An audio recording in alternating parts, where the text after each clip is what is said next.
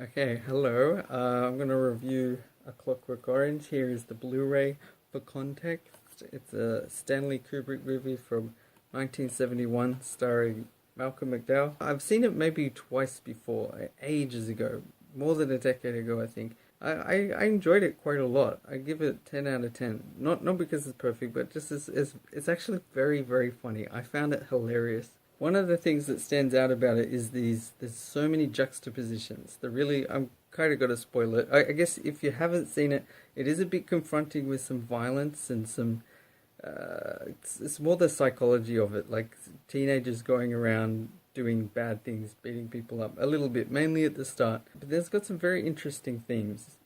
If you're interested in the concept of rehabilitation or a kind of a dark comedy on, I don't know, yeah, violence and dark thoughts and how do people end up bad and or evil. It's just some interesting, a weird kind of offbeat movie, and the prison system, little things like that. I don't know. Then you might like it. It's hard to explain. It is very weird. It's pretty unique, and it's got classical music, Beethoven mainly.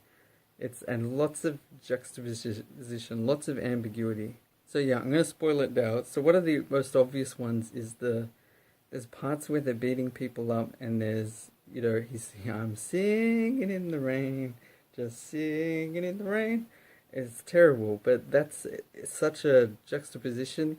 There's you've got Beethoven's music being associated with violence, or just other classical music as someone's being a woman's being attacked and is going to get raped and that sort of thing, which is, like, again, it's awful. Another thing is having quite a bit of the music is on like a Moog synthesizer or something, like what seems like a pretty cheap instrument. So you've got like Beethoven's Ninth Symphony. I don't think we ever actually hear, I think we hear the second movement properly, but the fourth movement we never hear the actual orchestral version. We always hear it.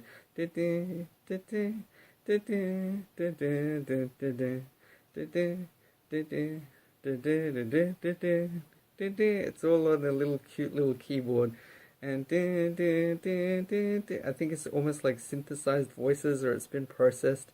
It's very cute, like little version of like the greatest piece of music of all time, or one of the great ones. Even Beethoven's Ninth Symphony, I think, was itself not like a juxtaposition, but kind of a deliberate, like it was the first or one of the first times the voice, like a chorus, had been used in a symphony. It was kind of saying, "Nicht diese Töne" or something. Not these tones, not this sound. We need voices, human voices, and it's just a very simple melody. Da da da da da da da da da da da da da da. I'm sure everyone knows it, but the Ode to Joy. But instead of all this grandiose orchestral, counterpoint and stuff, just a simple melody, just the whole choir singing it, and yeah, it was kind of like a profound statement of human, I don't know, humanity being more important than other technical things. I don't know if I'm completely interpreting it right, but it's just an interesting choice. Another obvious one is how gentlemanly Malcolm McDowell is. He seems quite charming in a lot of ways, and yet he's able to be so violent. To me, it's kind of ambiguous. He's obviously, I guess, a sociopath, if that means what I think it means. He seems to be kind of sadistic, but I'm not sure if he knows that he's causing pain, or if he's indifferent, or if he enjoys it, or it could be something in between. Like it might be, because that's the thing, some people in their mind really think of this group of people is better than this group of people. I think everyone does in certain ways. But it depends. It really depends very importantly on what those qualities are. Because if it's something superficial like race or sex, then you're racist or you're sexist, stuff like that. But if it's based on, people who go around and commit crimes or steal, like they're scum, like in Taxi Driver, he's saying how Travis Bickle is talking about these other people who just like pimps and prostitutes.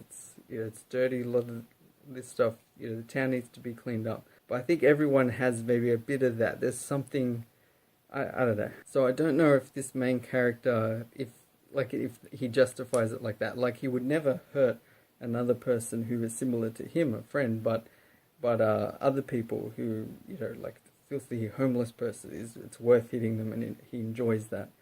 You know, I feel like a lot of people rationalize their behavior, like even just to take an extreme, the Nazis killing the Jews, at least to some degree, many of them thought, yeah, they're evil, they were bad, so we're fully justified in doing this, which I think is really wrong, but anyway. It also reminds me of, I think sometimes, like, certainly with, like, let's say with kids and their parents, if the parents have broken up, sometimes it's the good parent that can end up being the more annoying one, because the good parent keeps saying, you know, clean your teeth, do your homework, study, make sure you're in bed by 9 or whatever, you know, they have all these limitations, but the bad parent is the one that says, yeah, go party, do whatever you want, here, you know, have a little bit of alcohol, even though you're way too young for that. Kids will sometimes prefer that cool, nice, and I think it can even happen also with sometimes you've got people that do terrible things like child molesters or people that sexually assault, but they're not always what you think of as like this sort of creepy, you know, social reclusive kind of person. Sometimes it's actually someone who's on the outside seems confident and charming. Like that can happen, and that's what this Malcolm McDowell, Alex Delage, seems a bit like that. He's so, you know, nice, and the way he speaks is hilarious. I would never do that, oh brother, oh. Yeah, I don't remember the lines. I don't think I could do it. I do like the Nadsat language that's created, where there's words like vidi as in see. I think a lot of it is taken from Russian. Who was the Anthony Burgess, I think, wrote the book, and he liked, I guess he was a linguist, or he liked languages, so he deliberately tried to create a bit of a language. And I think it does make it actually more timeless, because this movie is from 1971, and even though some of the accents are English, the way Alex Delage is talking, he's got his own little weird language. It's unique. There's no other movie that has that language, so it's kind of cool. Like he says, apipolylogis. That's a long way to say apologies. The other thing is, it's certain things can be infectious. You know, when a lot of people are laughing, it can be hard not to laugh as well. Or if people are down, it can affect you sometimes. The way Alex takes such joy in what he's doing, it's hard. It's quite confusing, because there are parts where there's kind of like happy music, and they've got these cool costumes, like they wear, I think it's basically like cricket whites, except the sort of thing to protect the private parts is worn on the outside rather than on the inside, and they've got like black sort of army boots. That's what looks like a bowler hat. I guess you can see here the hat, and he's got on his right eye, I don't know if that's correct, but the top and bottom lashes. It's funny, when he was taking them off, I noticed there were two, and I was like, I thought only one eye had it, but then I realized the top and the bottom, you know, and he has milk, and he hangs out with his friends. He's got weird eyes. I didn't notice that the first time I saw it. I only noticed it this time. Kind of eyes on his wrists and a cane, and it just seems like they're a group, 4 friends, and they're just very. There's something cool about that. I think everyone wants to belong, but then that's why it's messed up. They're part of a group. They're singing in the rain and just doing the most awful things. Like, it's really disturbing. And the movies, that's the other thing. I think Stanley Kubrick, I mean, he'd made Spartacus in 1960, Lolita in 62. I mean, he certainly went on to make really good movies. Oh yeah, this is 71. So he'd made 2001: A Space Odyssey, Doctor Strangelove. So he was a good filmmaker. So for him to sort of just be filming these violent things and just kind of like holding the camera, or that's another type of juxtaposition where you're like, is this meant to be funny or disturbing or scary? It's ambiguous. And I do think parts of it are trying to deliberately push the boundary a bit. There's quite a lot of sexually explicit stuff. Or at least references. There's a woman, and she's like bent over, and just her legs are in the air, and she's got all these paintings in her house, and they're all kind of like naked women or like erotic things. Or there's like a penis sort of statue thing, like a big one. That's what he ends up. Spoiler alert, that's what he kills her with or crushes her. There's the part where he goes out with the 2 young women that have the lollipops. I think you can see a 2001 Space Odyssey record at that record shop, But yeah, then there's like a compilation of him sleeping with them. I think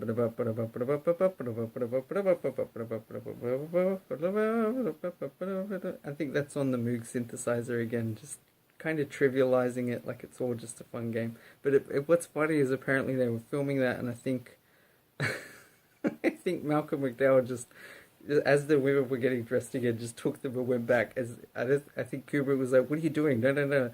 But they had to just sort of keep filming because they were committed to it, to this long take. So I don't think that was planned that he would sleep with them more than once. But I really like the cinematography. I think Kubrick's movies are just generally really, really well filmed. Like he's very bold imagery, and he just really commits to things.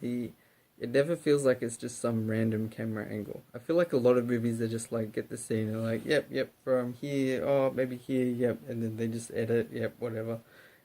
Kubrick seems to have a very specific way he wants to film things for whatever reason. I wouldn't presume to always know why, but it's much more powerful. There's this vision, someone that wants to show you things a very particular way, and he's very patient, so it's really effective.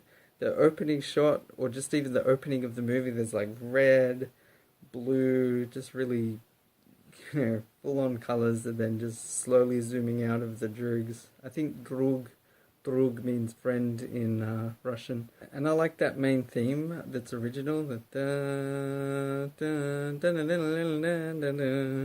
boom, boom, boom, boom, boom. Da, da, da, da, da.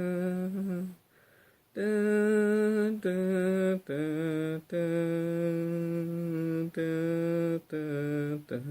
da.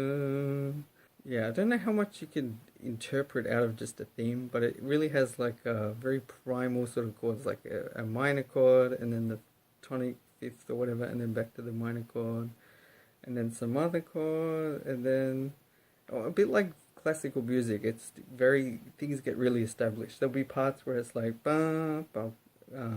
Actually, that's a favorite tune. Bum bum bum bum bum bum bum bum bum bum bum bum. I think that's Eine kleine Nacht music. But it's like all the notes are really like establishing this chord and then this chord and then bum bum bum bum bum bum bum bum bum bum bum. A lot of things will end like that. But it's really, really establishing the tonic, and then the fifth, and then the tonic, and then the fifth, and then the tonic. But my point is that main theme uses that kind of quite a bit, and then also going between major and minor. There's a part where it switches like that. Anyway, I gotta get to the later parts. There's this police guard or prison guard. He is hilarious. I forget his name, but it's one of my favorite parts of the movie. Just he kind of shouts. He's very strict. I think that's the other thing, is at times with this movie, is it like a profound statement on like human nature, on violence and these other things, or because it spends as much time on like the violent things as it does on like these super trivial. There's parts where people just have to sign things and like sign here, yep, and here, yep, and it's just like the camera's just still. I was laughing. I really enjoyed it. I just something, just giving the same attention to this stupid like part of it that just is completely trivial. It doesn't relate to anything else. So that, yeah, and also here, okay. I don't know if South Park's directly referencing that, but there's a part where they say sign here and here and here and here. But yeah, just in general, there's quite a lot of parts where, because they've captured Alex Delage and they're kind of bashing him up a bit, trying to get info out of him, or just, I don't know, because they're just disgusted with what he's done, so they bend the rules a bit to hurt him. But this guy arrives, who I'm not sure who he is. He's kind of weird. He's like, yes, I'm here to talk to you, yes. He sits on the bed with Alex, and he's just very smiling, but there's something very weird about him, and he puts his hand on his private parts at one point, and I don't know what that's about. Is he trying to hurt him? I guess he's kind of trying to intimidate him into doing the right thing, but it's a little weird, But when he arrives at the police station, I don't know, I think when he gets there, they're just like, oh, you need to do this, and he's like, oh yes, thank you, I need to. It's just observing those little polite things, the steps, and also when Alex goes to prison and he has to strip off, and it just shows most of that, and giving in his things, and one at a time, like, you need to be behind the line. They insist on that and just yell at him, and it's just so pointless. But he steps behind. He's so polite. Like, that's the thing. Once he's in jail, like, or is other than what he does as a hobby, what he calls ultra violence. Other than that, he's perfectly nice and decent. That's the other thing. I think we get some hints as to why, a bit of an idea of why he might be so violent, which is the parents being too lax.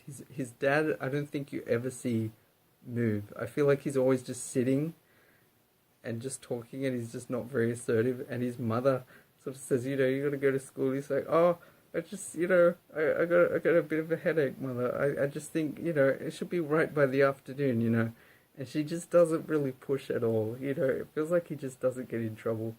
I think he's meant to be 14, or no, maybe older, maybe 17 in this movie. I don't know. I think it's a little younger in the book.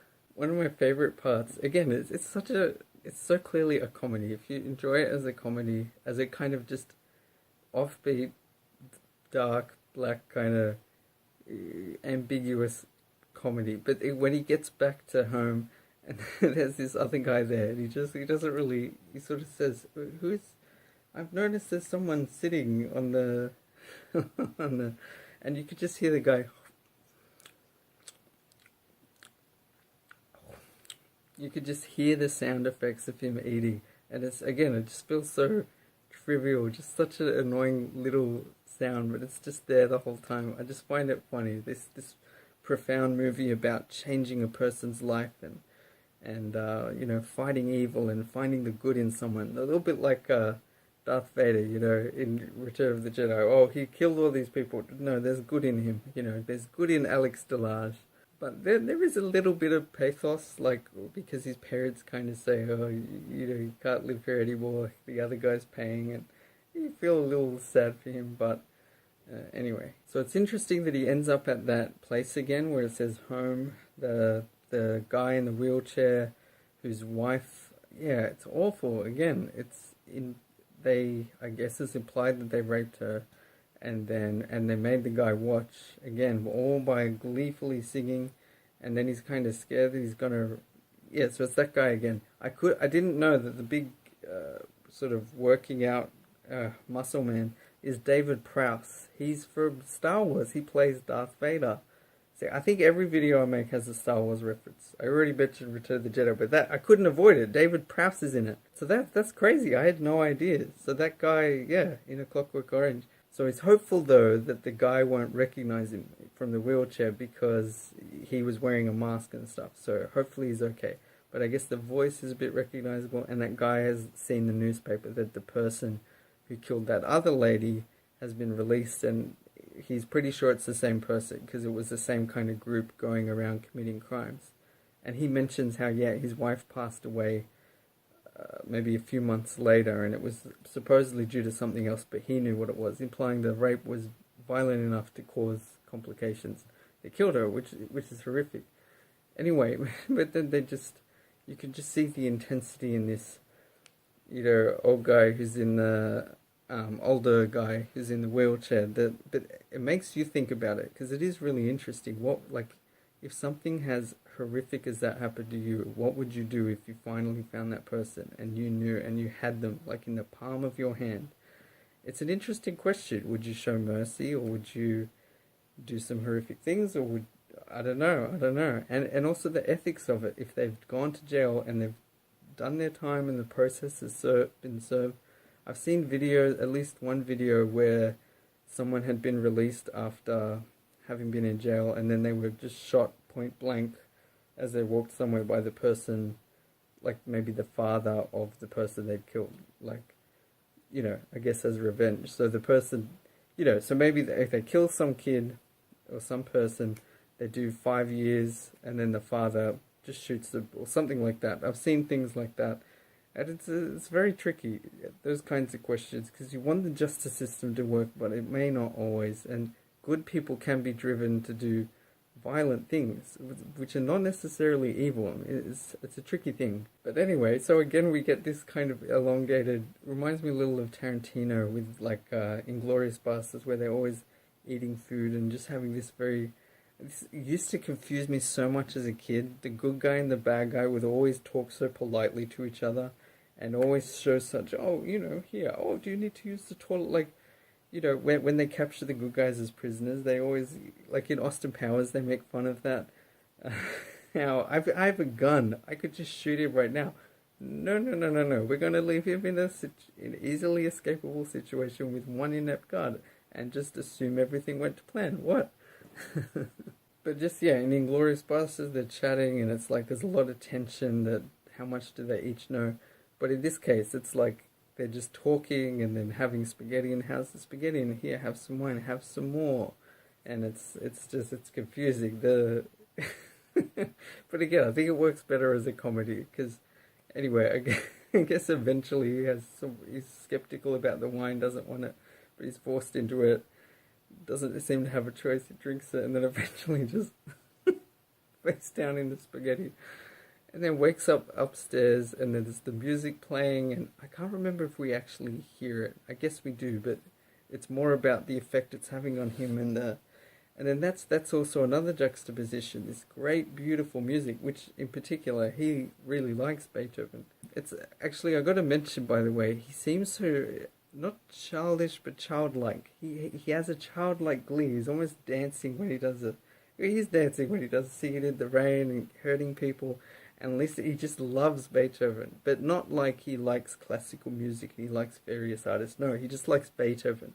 The way a kid just sets themselves on something. They just want, once they want Teenage Mutant Ninja Turtles for everything, nothing else. No, just more and more of the same. And he drinks milk. He's a nice young boy. Like, he's going to school. He's mostly polite. But yeah, and then eventually he jumps out the window from the music's causing so much pain. I thought it was going to end there. After that, there's another weird sequence where this lady's asking him weird questions about what do you think of that. And again, it kind of takes its time. And I think he starts to say a couple of weird kind of violent things.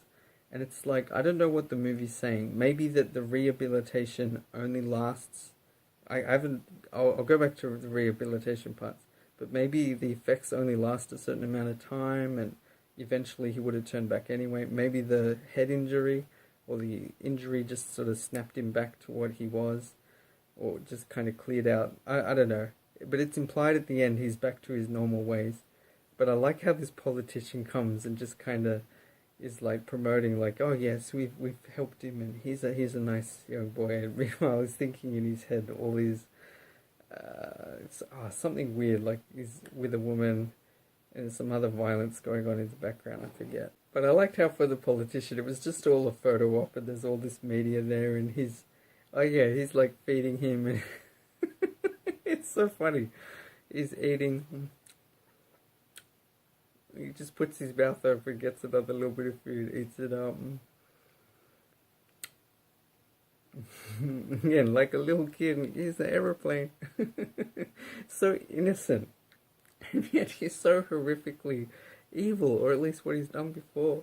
And it's almost like that's the idea. Like, if you've got a kid who gets absolutely no feedback in their life ever, like they don't even have to go to school and their mother barely does anything, their dad's like almost like just not even present in their life, that he just wants to have fun, and part of what he enjoys is hurting other people. So like, unless something happens, he's not going to change. It's interesting the part where I guess he's released and then he finds his friends are now police officers.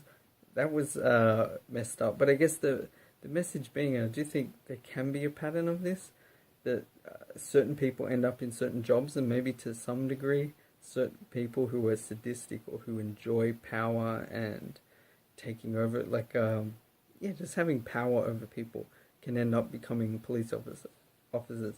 I think for the most part, police are probably very good, like any other job. Like, they're just generally decent people who do a good job and who get fired or get in trouble if they're not doing a good job.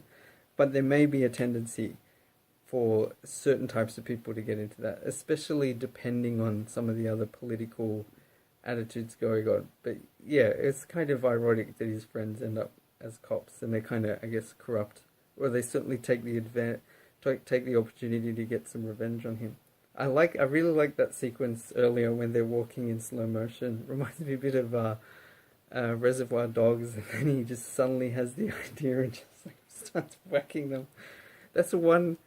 Again, it's just kind of so stupid. Like, just he's just hitting his friends and like kicking them into the water, and it's just gloriously filmed by one of the great filmmakers of all time, just in slow motion. Just, you know what I mean? Like in another movie, he's got spaceships moving. There's just kind of amazing, but we're again with nice classical music in 2001. Okay, yeah, I gotta go to one of the most hard to watch parts, ironically, because of what happens is when his eyes are like held open, and apparently his eyes actually got hurt, because I think they really did it, and it was a real doctor person who was putting water droplets, because otherwise, I guess part of the reason we blink is to keep our eyes wet, or what's the word, lubricated? I don't know how it works. But yeah, had to make sure there's enough water. But I think one of the little things scratched his cortex or something. Yeah, that's messed up. I don't know. I feel like couldn't they have faked it? Like use things that are just like really soft, like foam, something that wouldn't hurt at all. But you can try and make it look shiny, like it's hard. But yeah, and I guess he's in like a straitjacket, and then he's forced to watch these violent things and having. How did they make him have bad reactions? I think they also had Beethoven music playing. And yeah, that was intense, but it's interesting. It's an interesting concept of can you try to force someone to see this as evil? Can you get that? It's like Pavlov's dog. This kind of is that the behavioral approach? I'm sure it fits into some kind of line of thinking in terms of is it philosophy or I don't know. I don't think philosophy. Maybe psychiatry or whatever. I guess there's so many. I'm thinking of B.F. Skinner. I don't know all the theories and all the people. Yeah, getting him to just violent things make him think horrible things, make him feel sick inside. But I guess that's their philosophy. Their concept is that that's the normal reaction. That's how you should react. But it still seems artificial, like they're trying to control him. But I think the demonstration on stage is very interesting. Like, although it's kind of messed up again, the guy putting I think kind of just hits him and then puts his boot and makes him lick it, and that's messed up. And the woman comes out just wearing knickers or panties or whatever, and then just like the prison guard's face just lights up as she comes on stage, and then he goes to touch her, but then just feels the pain, and it's so melodramatic. It just there's shots that just dwell on her body, again, just kind of like putting it on a pedestal. And when it finishes, they say thank you, because he's in pain. Like, so he's not going to rape someone. Hopefully, just it'll kick in. Although it's now like, is he even going to be able to sleep with someone? It doesn't seem like he's very healthy at all. And what if someone does attack him? Is he going to fight back, or is he just going to, wither into like a little ball? But anyway, they thank this lady, and then she starts like bowing, like. Like she didn't do anything. I could understand like a cute little bow and that leave, but she's like, thank you. And that prison guard is like, brilliant, just amazing. I also liked earlier on when the psychologists are introducing it, the process, and they're saying how he's been in the prison for 2 years and they tried their thing and it didn't work, and that's like, and it keeps cutting to the prison guard who's like really indignant, like he's just being insulted. I really liked that, the way it built up, and then he eventually finishes his speech, and the prison guard like claps twice and stops. He's like a little child.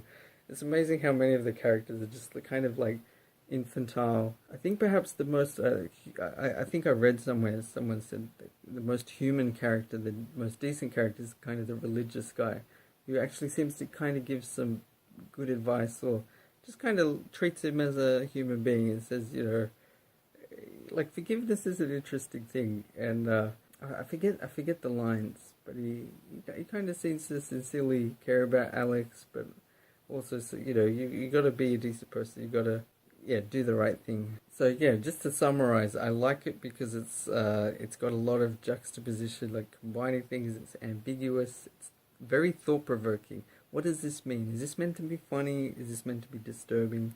Is this a satire of this? I like how you could, is it promoting rehabilitation? I don't think it is, but it's also it's open to interpretation. Is it saying there is no solution for people like this, or is this just an exaggerated example? There's no one really like Alex Delage. That's an extreme.